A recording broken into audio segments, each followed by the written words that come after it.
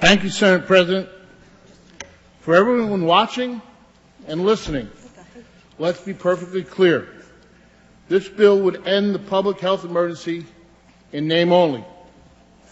It's not fooling anyone, not us, and certainly not the public. This bill would allow Governor Murphy's executive orders and restrictions to remain in place until next year. When infection rates are plummeting and signs of the virus are rapidly disappearing, that doesn't make any sense. This bill doesn't do away with unnecessary mandates, including orders that continue to force our kids to wear masks when they face very little risk.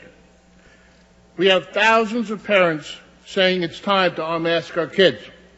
In fact, as my Senate colleagues have mentioned, 10,000 people have already signed our online petition saying just that.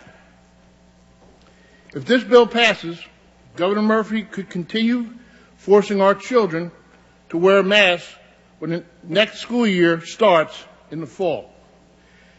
He recently said that's a possibility. Well, it shouldn't be. Other restrictions could continue under this bill and could cause real harm to real people. People who own rental properties, for example, would have to wait until next year to seek relief for tenants who haven't paid rent. It's not just big companies that are impacted by this. It's families and retirees who have their savings invested in a former home that they rent out for a little extra income. They can't afford to go 2 years without collecting rent, but that's exactly what will happen if this bill is signed into law. It's funny, in an ironic way, that I don't remember Governor Murphy issuing a property tax moratorium for these individuals. They're still forced to pay their tax bills every quarter with no relief.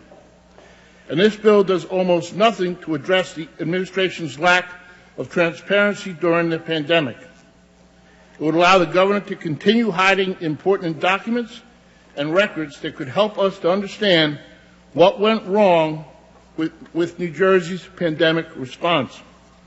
Thousands of families still want to know why their loved ones died unnecessarily in our nursing homes, in our veterans' homes. If this bill becomes law, they may never get the answer that they deserve.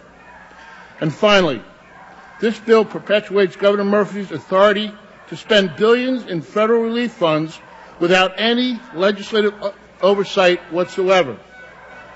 The administration misspent $2.4 billion in CARES Act funds already and failed to use the money effectively to help struggling New Jerseyans. More than a third of our small businesses disappeared and 2 million people lost their jobs while the administration sat on billions in unspent federal aid for 6 months.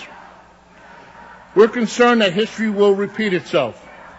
The Treasurer told us a few days ago that the administration does not have a plan for spending the $6.3 billion in new federal funds that was just sent to New Jersey. We're all surprised when we heard that they had received it and no one knew about it. No one in the legislature knew about it. Even though they don't have a plan, the governor could just go out tomorrow and wastefully spend all the money without any requirement that he consult us. That's not how government should work. It is the legislature's constitutional duty to decide how money is spent through an open, transparent, and public process. For all these reasons, Senate President, I oppose this bill in its current form. I am proposing amendments that would end the public health emergency with no exceptions and limit the governor's ability to spend federal relief money without legislative approval. Mr. President, pursuant to Senate Rule 17:2, I move that Senate Bill 3866 be placed back on second reading for the purpose of amendment.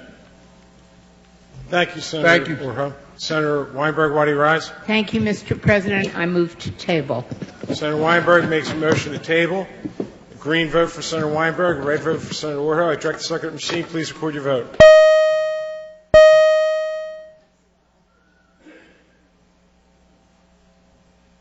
All votes recorded, properly recorded. I direct the secretary to close the machine for tally.